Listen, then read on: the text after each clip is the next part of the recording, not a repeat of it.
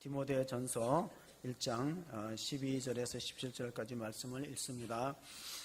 신약성경 337면 디모데전서 1장 12절에서 17절까지 하나님의 말씀을 함께 봉독하십니다. 시작. 나를 능하게 하신 그리스도 예수 우리 주께 내가 감사함은 나를 충성되이 여겨 내게 직분을 맡기심이니 내가 전에는 비방자요 박해자요 폭행자였으나 도리어 공유를 입은 것은 내가 믿지 아니할 때 알지 못하고 행하였음이니라. 우리 주의 은혜가 그리스도 예수 안에 있는 믿음과 사랑과 함께 넘치도록 풍성하였도다. mit보다 모든 사람이 받을 만한 이 말이여 그리스도 예수께서 죄인을 구원하시려고 세상에 임하셨다 하였도다. 죄인 중에 내가 개순이라. 그러나 내가 공유를 입은 까닭은 예수 그리스도께서 내게 먼저 일체 오래 참으심을 보이사 후에 주를 믿어 영생 얻는 자들에게 본이 되게 하려 하심이라. 영원하신 왕 곧 썩지 아니하고 보이지 아니하고 홀로 하나이신 하나님께 존귀와 영광이 영원 무궁하도록 있을지어다. 아멘. 역사를 구분할 때 기원전과 기원후로 가릅니다.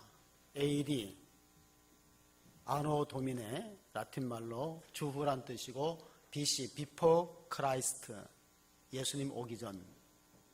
개인의 인생도 과거와 현재를 나눌 수 있습니다. 예수 믿기 전과 예수 믿은 후가 달라야지 올바로 신앙생활을 할 수 있다고 볼 수 있습니다. 역사란 무엇인가를 쓴 E.H. 칸은 역사는 과거와 현재와의 대화다. 그가 캠브리지 대학교에서 강의했던 것을 책으로 엮어서 What is history? 역사란 무엇인가? 역사는 과거와 현재의 대화다. 과거를 어떻게 대하느냐? 과거를 대하는 방식은 세 가지 있어요. 첫째, 과거 부정하기. 지난날의 역사를 부정하는 겁니다. 사람들의 관계를 끊어버리는 거예요. 편지에도 답장 없고 전화에도 안 받고 과거 인연을 다 끊어버리는 과거 부정하기가 있어요. 또 과거에 익숙해지는 사람이 있어요. 과거의 실패를 반복적으로 되풀이합니다. 과거에 익숙해집니다. 구약 성경의 사울왕은 다윗을 죽이려고 했던 것이 잘못되었다는 알면서도 그걸 끊지 못하고 버리지 못합니다. 실패한 역사를 계속 되풀이하다가 결국 자기가 먼저 몰락하고 말았습니다. 세 번째는 과거를 치유하는 방법이 있어요. 누가복음 15장에 보면 탕자가 아버지 집을 떠났던 게 잘못됐던 인정하고 회개합니다. 내가 하늘과 아버지께 죄를 지었으니 품꾼의 하나로 여겨주세요. 겸손한 마음으로 자기 뉘우치면서 과거가 치유되는 거예요. 오늘 우리가 같이 생각해보자는 사도 바울은 바로 세 번째에 속하는, 원래 이름은 사울이었지만 그가 예수님 만나고 바울이라고 변화되어서 기독교 2000년 역사에서 바울만한 사람이 아직 나타나지 않았어요. 그만큼 영향력 있는 신약성경 27권 가운데 13권을 썼고, 바울이 과연 기독교가 예수의 종교인가 아니면 바울의 종교인가 말이 나올 정도로 우리가 그런 책이 있습니다. 바울은 과연 예수의 추종자인가 기독교의 창시자인가 할 만큼. 왜 이런 제목의 책이 나옵니까? 이거는 영국의 데이비드 웨넴이라는 사람이 옥스퍼드 대학교의 신약 강사였어요. 근데 책 제목이 바울. 그는 예수의 추종자인가 기독교의 창시자인가 할 만큼 큰 영향력을 지닌 인물이 바로 사도 바울이었습니다. 그 사도 바울이 썼던 편지 가운데 마지막 책이 바로 우리가 읽었던 디모데 전서와 그가 죽기 전에 바로 순교당하기 전에 썼던 책이 바로 디모데 후서입니다. 바울은 과거를 솔직하게 고백했어요. 나는 과거에 어떤 사람이었는가. 그게 오늘 읽었던 본문에 나옵니다. 1장 13절을 읽어보시면은 자기는 과거에 또 이런 사람이었다. 내가 전에는 비방자요 박해자요 폭행자였으나 도리어 공유를 입은 것은 내가 믿지 않을 때 알지 못하고 행하였습니다. 자기는 기독교에 대해서 굉장히 핍박하는 사람이었다. 그리고 스데반이 죽는데 찬성 투표를 하고 앞장섰다. 내가 그런 과거의 전력을 갖고 있지만 알지 못하고 예수님을 믿지 못하고 알지 못할 때 그런 과거의 상처가 있고 과거에 잘못된 모습이 있다 하고 솔직하게 고백을 했습니다. 그렇다면은 하나님은 수많은 사람 가운데 이렇게 과거에 나쁜 전력이 있고 교회를 잔멸하려고 했고 기독교를 핍박하고 스데반같이 충성스러운 집사를 죽는데 앞장섰던 이 사람을 왜 기독교 2000년 역사의 가장 위대한 사도로 들었었을까? 그 이유가 뭘까? 그럼 바로 오늘 읽었던 본문이 시작되는 12절에 나타나 있습니다. 우리 같이 한번 읽어보겠습니다. 나를 능하게 하신 그리스도 예수 우리 주께 내가 감사함은 나를 충성되이 여겨 내게 직분을 맡기심이니. 하나님 우리를 보실 때 가장 중요하게 여기는 것은 충성된 자인가를 본다는 거예요. 그가 과거에 어떤 죄를 지었고 어떤 실패한 전력이 있느냐 이게 중요한 게 아닙니다. 그가 앞으로 어떻게 하나님 위해서 일하고 변화의 폭이 큰 사람을 들어 쓰십니다. 하나님은 과거가 있는 사람은 용서하되 미래가 없는 사람, 그러니까 하나님이 좋아하는 사람은 믿기 이전하고 믿은 후가 완전히 변화되는 사람이에요. 그러니까 믿을 때나 미적지근하게 변화가 없는 사람 하나님이 들어쓴 일꾼으로 미흡합니다. 그래서 우리가 임직할 때 읽는 성경이 있어요. 우리가 직분자를 뽑아 세울 때 항상 목사가 안수를 받을 때, 또 장로님들을 안수하여 세울 때, 또 권사 안수집사를 임직할 때 읽는 성경이 계시록 2장 10절이에요. 항상 그 성경을 읽습니다. 왜? 거기도 이런 말씀이 있어요. 끝에 보면은 너희가 10일 동안 환난을 받으리라. 내가 죽도록 충성하라. 그리하면 내가 생명의 간을 내게 주리라. 그런 생명의 간을 내게 주리라는 성경 기절을 가지고 임직표를 또 새겨서 선물하기도 합니다. 그 앞에 보면은 너희가 10일 동안 환난을 받으리라는 말은 10일을 문자적으로 해석하면 안 됩니다. 왜냐하면 계시록은 은유와 숫자에 대한 비유가 많이 있기 때문에 여기는 10일이라는 것은 만수, 박해의 시간이 상당히 길고 꽉 찼다는 뜻도 되고 로마 황제가 10명이나 기독교를 박해했어요. 한 300년 동안에. 그리고 사도 바울은 네로 황제 때 순교를 하게 되는데 그만큼 기독교는 핍박의 역사를 거쳐왔습니다. 네로 황제는 로마시에 화재가 일어났을 때 그 모든 책임을 기독교인들에게 넘겼어요. 그래서 기독교인들이 방화해서 로마시가 불탔다. 자기 책임을 면하고 여론을 무마시키기 위해서. 그러니까 엄청난 핍박이 있었습니다. 그 가운데서 사도 바울은 이제 자기의 마지막이 가까움을 느꼈어요. 직감했습니다. 로마에서 2차 감옥에 투옥할 때 이제 자기가 살아갈 날이 얼마 안 남았다는 걸 느끼면서 믿음의 아들인 디모데에게 편지를 써서 보냅니다. 그게 디모데 후서 4장 6절부터 나와 있는데 전제와 같이 내가 벌써 부어지고 나의 떠날 시각이 가까웠도다. 나는 선한 싸움을 싸우고 나의 달려갈 길을 마치고 믿음을 지켰으니 이제 후로는 나를 위하여서 의의 면류관이 내비되었으므로 주 곧 의로우신 재판장이 그날에 내게 주실 것이며 내게만 아니라 주의 나타나심을 사모하는 모든 자에게도니라. 하나님께서는 충성스러운 일꾼들에게 상을 예비해 주셨다는 말씀을 우리가 오늘 본문을 통해서 새기면서 겸손한 사람은 은혜를 받는 그릇이 예비된 거고 충성스러운 사람은 상을 받도록 하나님의 상급과 복을 받도록 예비됐다는 사실을 우리가 알게 됩니다. 사도 바울이 죽었을 시기가 서기 67년경이다. 학자들은 그렇게 말합니다. 그리고 그가 로마에서 조금 한 5km 떨어진 곳에 성 바울 기념교회가 있는데 그 기념교회 앞에는 분수가 있어요. 분수가. 그래서 그걸 이제 세계 샘교회라고 불러요. 사도 바울 기념교회라고도 하고 세계 샘교회라고 하는데 바울이 마지막 죽을 때 그는 십자가에 죽지 않았습니다. 로마 시민권이 있기 때문에. 베드로는 십자가에 거꾸로 못 박혀 순교했지만은 사도 바울은 시민권 소지자에게는 십자가형을 하지 못하도록 그렇기 때문에 십자가형이 너무 고통스럽고 공포스럽고 수치스러운 형벌이기 때문에 시민권 소지자는 참수합니다. 그래서 그가 칼로 목베임을 당할 때 머리가 3번 튀었다. 탕탕탕 쉬는 곳에 샘이 솟아갖고 그 전설에 하면 그래서 그 세계의 샘교회라는 말이 붙었습니다. 초대교회 터툴리아는 사도 바울은 가이사 황제에 재판받을 때 무죄를 선고받았지만은 네로 박혔대 결국 로마에서 최후를 마쳤다. 그러므로 순교자의 피는 교회 성장의 씨앗이다. 그런 말을 했습니다. 그는 또 하나 어록을 남겼는데 예루살렘과 아테네와 무슨 상관이 있느냐. 아테네는 철학의 도시예요. 거기에 플라톤이나 소크라테스가 활동했던 무대입니다. 그 아테네하고 예루살렘은 무슨 상관이 있느냐. 신앙의 세계, 하나님의 성전이 있는 예루살렘은 인간의 어떤 지혜나 사상의 산물이 아니고 하나님이 살아계신 하나님이 역사 속에서 계시하신 그런 말씀이 성경 말씀이다. 그런 것을 분명히 밝혔습니다. 고대 사회에는 높은 산이나 나무나 뭐 이런 그 자연 숭배하는 사상이 있었어요. 토테미즘이라 그래서 옛날에는 우리가 마을에서 나무를 함부로 베지 못합니다. 마을에 나무를 베면 동티가 생긴다. 그런 관습이 있기 때문에. 그리고 또한 높은 산도 함부로 오르지 않고, 이게 세계에서 우리나라 살아인들 가운데 히말리아 등반을 하다가 사고를 당한 케이스가 있습니다. 2005년도입니다. 촐라체봉에 올랐습니다. 촐라체봉은 히말리아 가운데 가장 험준한 산이고 더군다나 겨울에는 거기 오르지 않습니다. 동계 시즌에는 오르지 않는데 그때 박정현이라는 사람하고 후배가 같이 올랐습니다.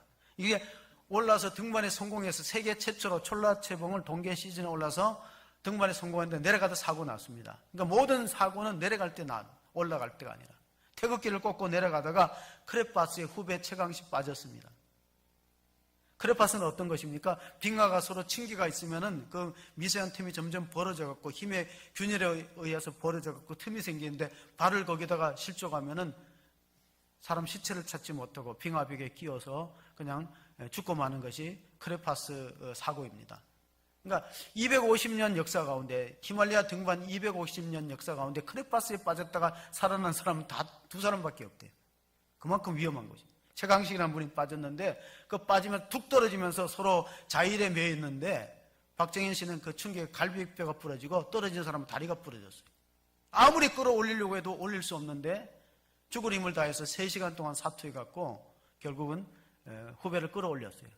그리고 안경도 부서져서 자기 시력이 0.3인데 앞이 안 보이는데 그 히말리아를 거의 9일 동안 헤매다가 동상에 걸려갖고 본인은 손가락 8개 발가락 2개가 잘리고 후배는 손가락 발가락 거의 다 잃었어요. 근데 목숨은 구했어요. 중요한 것은 여기서 자기가 그때 체험을 책으로 썼는데 끈이라는 책이에요. 끈. 이 끊으면 나는 살 수 있는데 이 줄을 끊으면 나는 살 수 있는데 후배는 죽더라도 이 끊을까 말까 얼마나 고민이 될 거예요. 자기는 갈비뼈가 부러져갖고 당기려는 힘이 들고 그리고 후배는 다리가 부러져서 발로 걸어서 딛고 올라올 수도 없는 상황 속에서 죽을 힘을 다해서 3시간 동안 얼마나 갈등하고 고민하며 혼신의 힘을 다해갖고 나중에 체중을 재보니까 20kg씩 빠졌대요. 두 사람 다. 이게 구사일생으로 살아났는데 이 사건이 있기 전에 20년 전에 세계적인 산악인 라인홀드 메스너가 동일한 사고를 당했어요. 자일의 줄에 저런 몇 개 있는데 한 사람은 떨어지고 한 사람은 위에 있어요. 결국은 끄집어 올리다 안 돼서 결국은 칼을 빼내서 줄을 잘랐어요. 밑에 있는 사람은 이제 다시는 찾을 수 없어요. 근데 메스너가 잘랐던 사람은 자기 친동생입니다. 그 박정은이라는 사람이 대단한 게 자기 혈육도 아니에요. 후배예요. 그리고 그 잘라도 산악인들의 윤리에 의해서 나쁘다고 할 사람이 없대요. 그 잘라야지 둘 다 죽는 거라는 거예요. 이 생명끈이 바로 주님이 우리를 이어주는 끈입니다. 로마서 8장 38절 39절에 보면 바울이 이렇게 외쳤습니다. 내가 확신하노니 사망이나 생명이나 천사들이나 권세자들이나 현재일이나 장래일이나 능력이나 높음이나 깊음이나 다른 어떤 피조물이라도 우리를 우리 주 그리스도 예수 안에 있는 하나님의 사랑에서 끊을 수 없으리라. 바울이 충성되게 주님을 섬겼던 이유는 하나님이 내게 부어주신 사랑이 너무나 놀랍고 예수 그리스도가 나 같은 죄인의 개수인 나를 건져서 하나님의 자녀 삼으시고 영생의 축복을 줬으니 내가 어찌 그 사랑을 대신하리요. 그래서 끝까지 충성되게 교회를 위해서 주님을 위해서 죽기에 이르도록 그가 사명을 감당했던 것은 바로 사랑이 내게 부어졌기 때문에 사랑을 깨닫는 자녀는 부모에게 효도합니다. 여러분 부모에게 효도하라 그래갖고 효도하는 자녀가 있습니까? 제가 아무리 충성하라고 설교를 해도요, 충성하는 사람은 한정되어 있습니다. 깨닫는 사람, 하나님이 내게 부어주신 사랑이 얼마나 크고 놀라운 것을 깨닫는 사람만이 충성하지, 아무리 설교하고 강조해도 안 됩니다. 마치 이것은 그거와 같아. 부모가 자식한테 너 효도하라 그래갖고 효도할 것 같으면은 얼마나 쉽겠어요. 5 자녀가 있는데 다 달라요. 5 자녀가 다 효도하는 건 아닙니다. 성도가 수백 명 있어도 다 충성하는 건 결코 아니에요. 어떤 사람이 충성할까요? 고린도전서 4장 1절 2절을 보시면은 사람이 마땅히 우리를 그리스도의 일꾼이요 하나님의 비밀을 맡은 자로 여길지어다. 2절은 같이 있습니다. 그리고 맡은 자들에게 구할 것은 충성이니라. 적어도 직분을 맡은 사람은 충성하셔야 돼요. 충성이 뭐냐면 자리 지키기거든. 이사야서에 보면 사탄은 왜 사탄이 되냐면 천사가 자리를 떠나면 사탄이 되는 거예요. 자리 안 지키는 거. 아무리 천사라도 자기 처소를 떠나버리고 자리를 안 지키잖아요.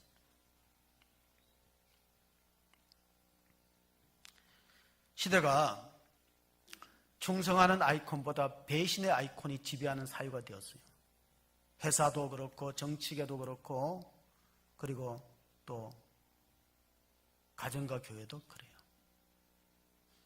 오래전에 포철을 건설해갖고 포항제철 건설해서 참 경제개발에 힘썼던 박태준 씨가 정치에 입문했다가 토사구팽을 당했어요. 그리고 일본 가서 잠이 안 와갖고 분해가지고 잠을 못 자고 있을 때 예수 믿으라고 권유하고 철저한 불교 신자가 예수를 믿고 세례를 받았어요. 이 박태준 씨는 얼마나 어떤 인물이냐면요, 중국에서 포항제철과 같은 철강해설을 건립하려고 하니까 일본 사람이 당신네 나라는 안 된다는 거예요. 우리나라는 왜 안 되냐? 중국은 왜 안 되냐? 우리가 땅덩어리나 자원이 얼마나 많은데. 그러니까 일본 사람이 이렇게 말했대요. 중국에는 박태준이 없어서 안 된다고. 그만한 인물이 없어서 안 된다고. 그러니까 등소평가 그랬대. 그럼 박태준을 수입해 오자고. 박태준은 어떻게 수입해 와요? 그런 인물이 박태준인데 철저한 불교 신자고 절을 지었어요. 근데 토사구팽 당하고 잠이 안 올 때 누가 전도를 했고 예수 믿고 나서는 용서해 주니까 잠이 오더래. 이 사람이 용서를 안 하면요, 분화무함에서 잠을 못 자는 거예요. 용서를 해주니까 잠이 와서 그다음부터는 예수를 잘 믿었다. 불교 신자가 예수를 잘 믿었다는 그런, 그가 세례받았던 교회가 포항에 있는 포항중앙교회에 그분이 세례를 받았습니다. 통합식 교회입니다. 바울이 자기가 지난날의 모습을 보면서 하나님께 이런 감사를 드렸어요. 고린도전서 15장 10절에 보면은 그러나 내가 나된 것은 하나님의 은혜로 된 것이니 내게 주신 그의 은혜가 헛되지 아니하여 내가 모든 사도보다 더 많이 수고하였으나 내가 한 것이 아니요 오직 나와 함께 하신 하나님의 은혜로다. 아멘. 이런 마음이 필요합니다. 왜냐하면 지금 큰 교회를 이루고 나서 오히려 끝마무리를 잘 못해갖고 많은 사람들에게 비난의 대상이 되는 경우가 종종 있어요. 내가 이렇게 많은 수고를 했지만은 정말 개척해서 대형교회를 이루려면 얼마나 많은 기도와 눈물과 땀이 있었습니까? 그러나 이것은 다 하나님의 은혜다. 바울처럼 그런 겸손이 필요한데 마치 내가 한 것처럼 하니까 복잡해지는 겁니다. 인생이라는 것은 등장보다 퇴장이 중요해요. 저는 어릴 때 서부 영화를 많이 봤어요. 서부 영화를 보면서 2가지 멋있는 장면이 있어요. 하나가 뭐냐면은 마을의 문제를 다 해결하고 악당을 다 물리치는 주인공이 마을 사람들이 여기서 우리랑 같이 살자 그러면 떠나요. 그리고 떠날 때는 말없이. 멋있잖아요. 딱 뒤도 안 버리고. 주인공이 딱. 그리고 서부 영화의 멋있는 것은 절대 등 뒤에서 총을 쏘지 않아요. 비겁하게. 우리가 좀 배워야 되는데 우리나라는 정말로 좋은 자원이 있지만은 그걸 잘 인정을 안 하는 풍토가 있어요. 최명신 장군은 월남전의 영웅이라고 하는데 죽기 전에 유언을 남겼어요. 내가 죽으면은 국립묘지 장군묘에게다 묻지 말라. 그럼 어떻게 하냐? 사병무효지에다가 묻어달라. 내가 이렇게 영웅이 월남전에서 전과를 올리고 훈장을 받는 것은 사병들의 피 의해 그런 거 아니냐. 사병들이 피 흘려서 싸워서 죽어서 월남전에서 우리나라가 얼마나 월남전에서 대단한 나라냐면요. 미군이 점령하지 못한 고지를 점령했어요. 그래서 닉슨이 최명신 장군에게 훈장을 줬어요. 한국군은 대단하다. 그러나 본인은 그렇게 말하지 않았어요. 본인은 나는 사병들이 묻히는 곁에 묻히게 된다. 그래서 이제 실제로 죽었는데 최명신 장군을 장군 모욕으로 올리려 할 때 민망이는 안 된다고. 유언인데 지켜야지. 사병묘지에 묻혀 있습니다. 바울은 오늘 디모데전서 1장 15절에 자기는 죄인의 개수라는 고백을 합니다. 봅시다. 미쁘다 모든 사람이 받을 만한 이 말이요 그리스도 예수께서 죄인을 구원하시려고 세상에 임하셨다 하였도다. 죄인 중에 내가 계시니라. 바울은 성자라고 불립니다. 아무도 그의 거룩함과 그의 영성을 따라갈 수 없지만은 자기가 했던 업적에 대해서 도취되지 않았어요. 성공에. 작은 성공에 도취되고 자만하지 않았다는 것입니다. 그리고 앞으로 있을 일에 대해서 그는 빌립보서 3장 13절 14절에 형제들아 나는 내가 잡은 줄로 여기지 않고 오직 한 일 이미 했던 일은 뒤에 있는 것을 잊어버리고 앞에 있는 것을 잡으려고 표대를 향하여 그리스도께 예수 안에서 하나님 위에서 부르신 부름의 상을 위하여 달려가노라. 그러니까 바울이 인생의 목표로 삼았던 부름의 상이 뭘까? 우리가 진지하게 생각해 봐야 될 것입니다. 바울은 생전에 예수님 만난 적이 없어요. 12제자랑 차이가 있는 거예요. 그러면 언제 예수님 만나면 부활한 주님을 다메섹 도상에서 만났습니다. 다메섹이라는 도시는 지금도 굉장히 살기가 어려운 도시예요. 세계에서 가장 살기가 어려운 게 다마스커스라는 시리아의 수도인데 내전에 의해서 어려운데 거기서 다메섹에서 주님 앞에 체포당한 것입니다. 예수 믿는 사람 체포하러 갔다가 본인이 도리어 체포되어서 충성스러운 일꾼으로 삶을 마쳤습니다. 얼마 전에 세상을 떠난 IT의 선구자 스티브 잡스가 췌장암 수술을 하고 이 스탠퍼드 대학교에서 학생들한테 연설을 했어요. 췌장암 수술을 마치고 스탠퍼드 공대에 가서 연설했던 제목이 두 단어입니다. 스틸 헝그리, 스틸 플리시. 나는 아직 배고프다. 그리고 우직하게 한우물을 팔아. 스틸 플리시. 바보같이. 스틸 헝그리.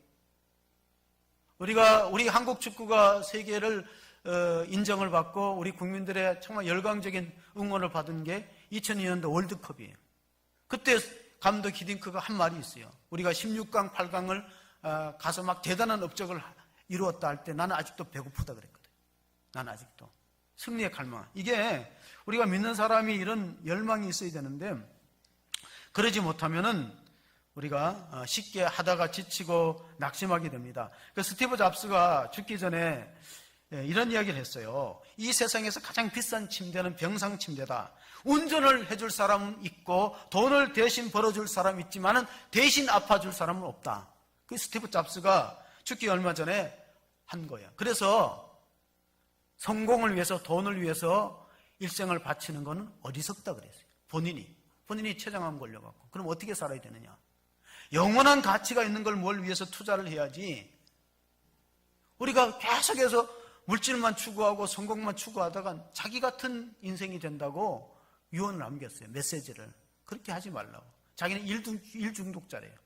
자기 일하는 거 하고 뭔가 새로운 걸 개발하는 거 이거를 위해서 살아왔는데 돈 벌고 성공해보니까 정말 허무하더라고. 내가 병 걸려서 이제 죽는 날이 가까웠는데 시시각각 가까웠는데 내가 과연 뭐를 위해서 살았는가? 그게 스티브 잡스의 고백입니다. 사도 바울은 마지막 죽기 전에 이런 유언을 자기의 믿음의 아들 디모데에게 했습니다. 디모데후서 4장 1절 2절 보면은 하나님 앞과 살아있는 자와 죽은 자를 심판하실 그리스도 예수 앞에서 그가 나타내실 것과 그의 나라를 두고 엄히 명하노니 너는 말씀을 전파하라. 때를 얻든지 못 얻든지 항상 힘쓰라. 범사의 오래 참음과 가르침으로 경책하여 경계하며 권하라. 그러니까 자기가 죽음이 임박해서 생각하니까 세상에 가치 있는 일은 하나님이 기뻐하는 일을 하는 거다. 하나님이 바라는 일을 하는 거다. 하나님이 바라는 일은 뭐냐면은 죄인을 구원하여서 하나님 자녀 삼고 영생에 이르도록 도와주는 거. 구령사업. 그것만이 가장 중요하다. 그 바울의 고백입니다. 그리고 이것은 계속 숨겨야 되는 가치 있는 마땅히 해야 될 일이다. 디모데후서 2장 2절에 보면 이것은 4대에 걸쳐서 계승되어야 될 하나님의 중요한 사명이다. 또 내가 많은 증인 앞에서 내게 들은 바를 충성된 사람들에게 부탁하라. 그들이 또 다른 사람들을 가르칠 수 있으리라. 또 바울이 디모데에게 부탁을 하고 또 디모데는 충성된 일꾼들을 훈련시키고 그래 그 사람들은 다른 사람들에게 복음을 전하니까 4세대가 적어도 4세대가 이것을 계승해야지 열매를 거둘 수 있습니다. 우리가 바울이 자기가 선교하면서 고생했던 것은 보면은 이루 형언할 수 없어요.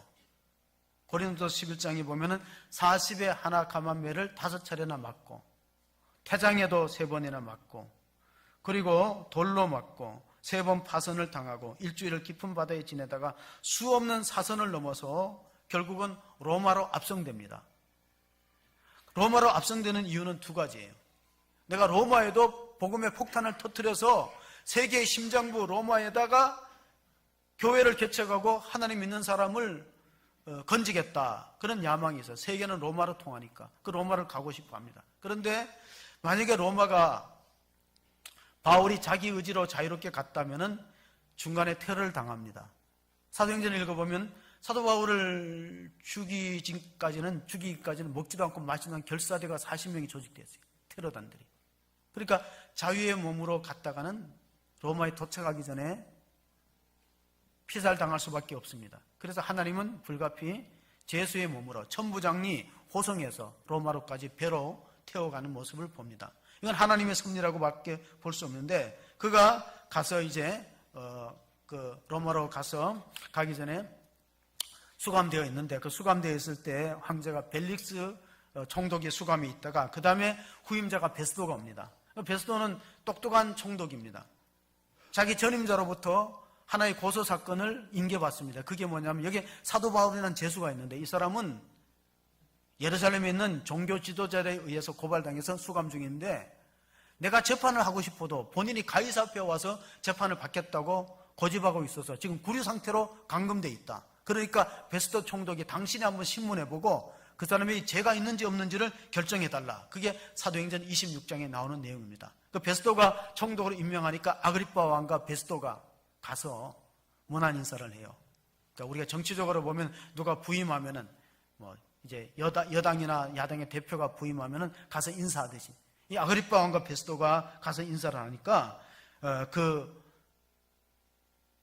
베스도 총독이 내일 내가 사도 바울이라는 죄수를 부를 테니까 당신도 한번 입석해서 그 사람 얘기를 들어보고 정말 죽일 죄가 있는지 없는지를 좀 참고인으로 좀 와달라 그래요.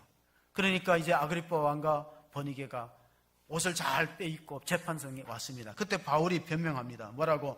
여러분들은 어떻게 죽은 사람 다시 살아난다는 것을 믿지 못할 것으로 여기시나이까? 나도 예수님이 부활했다는 거 안 믿었던 사람이다. 그런데 부활하신 주님을 다메섹에서 직접 보고 그 음성을 듣고 그 영광에 내가 눈이 멀었다.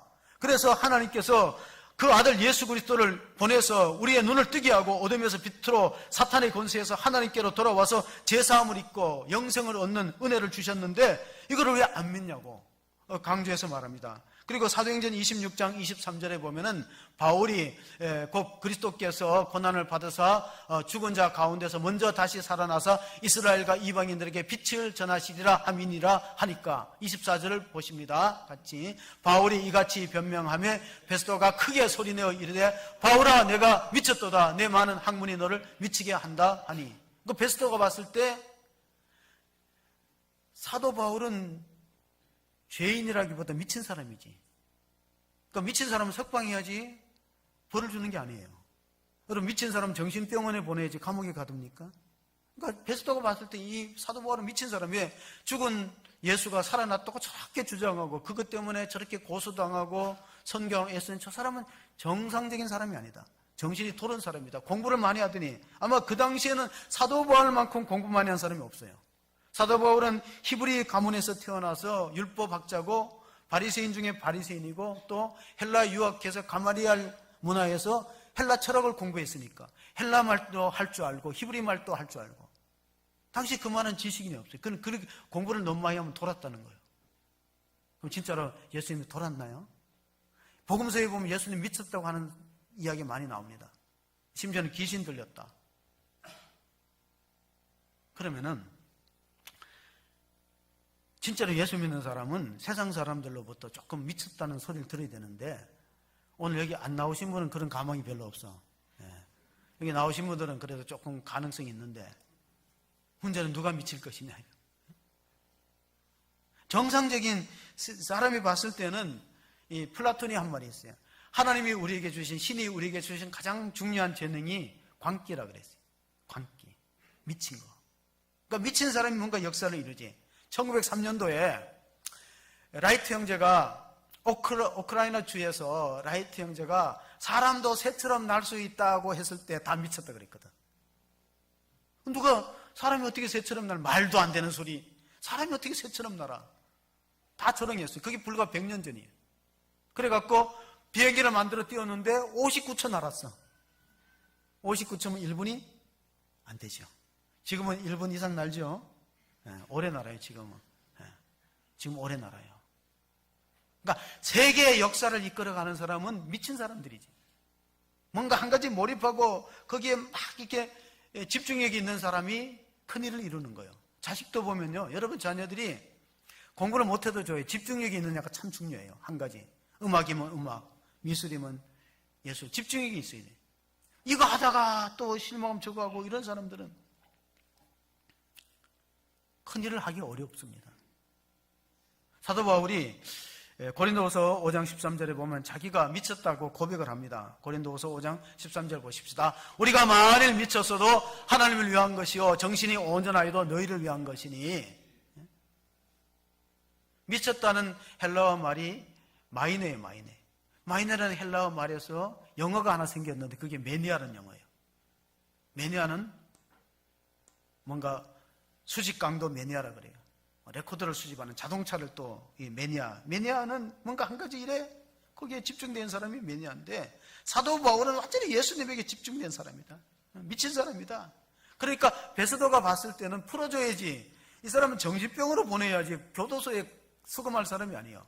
왜냐하면 주장하는 게 사기를 했거나 남의 것을 빼앗았거나 아니면은 남을 죽였거나 이러면 형을 살릴 수 있는데 이 사람은 오직 예수가 다시 살아났다는 거, 예수를 믿으면 구원받고 영생 얻는다, 이것만을 줄기장치 주장을 하니까 이 사람은 미친 사람이지 가두어둘 사람이 아니야. 그런데 왜 못 풀어주나 하면은 가이사한테 상소를 했기 때문에 가이사로 보내야 돼요. 로마 황제로. 여기서 우리가 한번 생각해 봅시다. 한국교회가 권력 남용, 부정, 뇌물수수 이거로 감옥 가는 게 맞겠어요? 아니면 미쳐가지고 세상 사람들, 저 사람들은 완전히 예수에 미친 사람이다, 이런 소리를 들어야 좋겠어요? 예수에 미쳤다고 이거 가두는 게 좋겠지. 부정축제하고 뇌물수수했다고 가두는 게 좋겠어요? 그러니까 우리가 성경시대의 그리스도인하고 오늘의 그리스도인이 확연하게 차이가 된다는 걸 인정하셔야 돼요. 성경시대의 그리스도인들은 이런 죄로 감옥에 간 게 아니에요. 미쳐서 간 거고 너무 예수를 열심히 전하고 전도하느라고 간 거지. 우리는 지금 다 감옥에 간 크리스찬들이 그것 때문에 내가 전도를 열심히 해서 갔다는 사람이 한번 손 꼽아보세요. 누가 있어요? 우리는 다른 걸로 다 들어갔잖아. 그렇게 기독교가 영향력이 없는 거예요.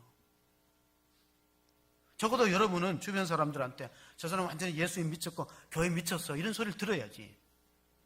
조선시대의 서예가 가운데 최흉렬한 사람이 그 불강불급이라는 단어를 썼어요. 미치지 못하면 도달하지 못한다. 운동선수도 슈퍼스타가 되려면 미쳐야 돼요. 예술가가 경제에 오르려면 미쳐야 돼요. 과학자가 뭔가 새로운 것을 창조해내려면 한 가지 몰입하고 미쳐야 돼요. 예수를 잘 믿으면 미쳐야지. 이게 적당히 믿으니까 참 힘드시죠, 예수 믿는 게. 안 미쳐서 그래요. 미친 사람은 몇 가지 좋은 점이 있어요. 첫째, 미친 사람은 절대 암 안 걸립니다. 암이 안 찾아와요, 미친 사람은. 두 번째, 미친 사람은 환경과 관계없이 웃어.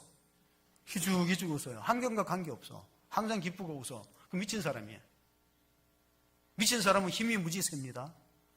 여러분, 미친 여자는 장정들이 못 당해요. 능력이 있다는, 파워가 있다는 거예요. 문제는 우리가 안 미쳤다는 거예요. 아무런 역사도 안 일어나고 안 미친 거예요. 종교학자 마틴 루터가 한 말입니다. 종교학자 마틴 루터가 우리는 그 당시에 성도를 이렇게 평가했어요. 우리는 죄인들이 즐기는 죄의 쾌락도 못 누리고 성자들이 느끼는 거룩한 신령한 기쁨도 없고 우리는 도대체 무엇이냐? 죄인들은 하나님 없기 때문에 자기 마음대로 죄의 쾌락을 누려요. 그리고 예수를 잘 믿고 미친 사람은 항상 환경과 관계없이 즐겁고 기뻐. 예수님께 완전히 몰입했기 때문에.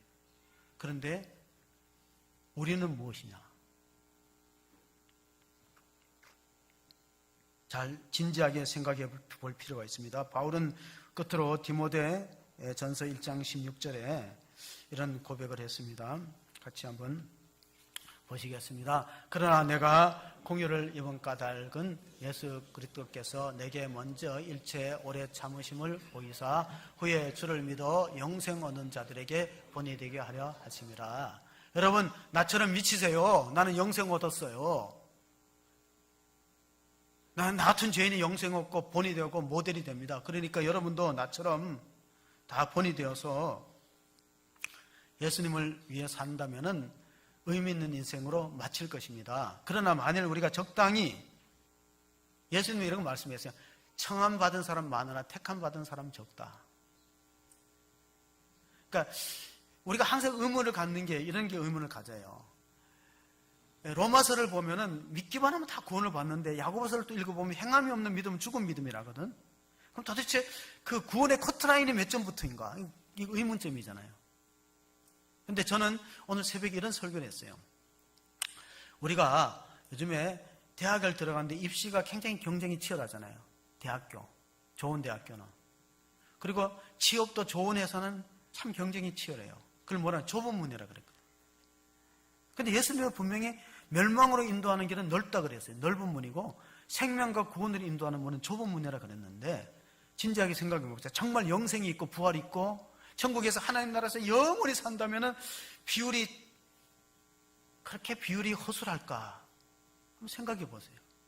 하나님은 워낙 마음이 넓으셔서 은혜로워서 뭐 다 오라고 할 수 있겠죠. 그러나 세상적인 관점에서 보면은 천국의 비율이 정말 영생 없고 구원 없고 부활해서 하나님과 영원히 사는 복락을 누린다면은 쉬울까? 넓은 문일까? 그건 저 자신도 그렇고 여러분도 그렇고 한번 스스로에게 물어봐야 될 것입니다. 왜냐하면 옛날에는 효도하는 가문에 충신이 난다 그랬어요. 효도하는 가문에. 교회 일하다가 시험 들고 상처받아요. 왜냐하면 열심히 봉사하고 막 뜨거운 날에도 국수도 끓여내고 청소도 하고 그러다 보면 열심히 일하는 사람이 상처를 받지 낙심이 오지. 교회 손님처럼 왔다 갔다 하는 사람은 별로 상처받을 일이 없어요. 그러면 그분들이 하는 얘기가 뭐냐면 내가 이렇게 주를 위해서 교회를 위해서 충성을 다했는데 내게 돌아온 게 뭐냐는 그런 마음이 생겨요. 충성이란 게 뭐냐? 충성은 죽을 때까지 하는 거지 중간에 어떤 기간을 정해놓고 여기까지 하는 것은 성경이 말하는 충성이 아닙니다. 충성은 죽을 때까지예요. 그리고 갈라디아서 1장 10절을 보면은 갈라디아 교인들에게 바울이 주시는 말씀인데 갈라디아서 1장 10절에 이제 내가 사람들에게 좋게 하랴 하나님께 좋게 하라 사람들에게 기쁨을 구하랴 내가 지금까지 사람들의 기쁨을 구하였다면 그리스도의 종이 아니니라. 여러분 이 종이라는 것은 옛날로 말하면은 사고 파는 물건 취급을 당했어요. 그러니까 우리가 하나님의 은혜가 너무나 감사하고 귀해서 겸손한 영성을 가지면은 충성의 영성을 갖는 바탕에는 겸손이 있어야 돼요. 겸손한 영성을 가지면 사람한테 인정받으려고 일하는 게 아니야. 하나님이 인정하느냐? 하나님 나를 어떻게 평가하느냐? 착하고 충성된 종이라고 평가하느냐? 악하고 게으른 종이라고 평가하느냐? 마지막 때 그 기준은 바로 거기에 있어요. 그러니까 우리가 누구를 위해서 누구 보라고 하는 건 아니에요. 제가 얘기했잖아요. 정말 영생과 부활이 정말로 확실하게 있다면 그게 과연 넓은 문이겠냐? 적당히 해서 될 일일까요? 세상에서 대학교 들어간다고 해서 미래가 보장되지 않은데 거기 들어가는데 이게 피 터지고 좋은 회사 들어가는데 피 터지는데 영생과 부활을 하나님이 주시겠다는데 청함은 많은 사람이에요. 청함은 많이 받아요. 그러나 마지막 궁극적으로 택하는 사람은 어떤 사람이냐? 죽도록 충성하라 생명의 간을 주리. 이거 서머나 교회에게 주시는 말씀이에요. 근데 서머나 교회에 가면은 지금 터키 땅에 이즈밀에 있는데 이즈밀 시가 터키에서 세 번째 큽니다. 앙카라가 크고 이스탄불이 크고 그 다음에 이즈밀인데 그 이즈밀이 계시록에 나온 서머나에 서머나에 가면은 서머나 기능교회에 이런 그림이 하나 붙어 있습니다. 그게 바로 폴리갑이 순교하는 장면이 그림인데 보시면은 이 폴리갑입니다. 가운데 저 이제 조금 이렇게 근육질로 그려졌지만 실제로 저번에 나이가 86세예요.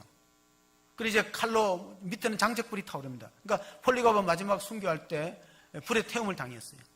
근데 가만히 보면은 저기 포승줄에 묶여서 다음 순서를 기다리는 사람이 보이잖아요. 옷 입고 포승줄에 묶여서. 여러분에서는 오른편인 것 같은데 그게 누구냐? 그게 그림을 그린 화가예요. 제가 저기 가서 설명을 들었어요. 저 사람은 자기 화가 자신을 그려놨다. 나도 저는 순교의 영광 면류관을 쓰고 싶다. 나도 복음을 위해서 끝까지 충성스러운 자가 되고 싶다. 왜냐하면 폴리갑이 많은 해유가 들어왔어요. 당신 나이가 많은데 왜 이렇게 이런 헛된 일을 하려고 하느냐? 지금이라도 예수를 모른다 하라. 그래서 로마 황제가 신이라고만 하면 풀어주겠다. 근데 거부했어요.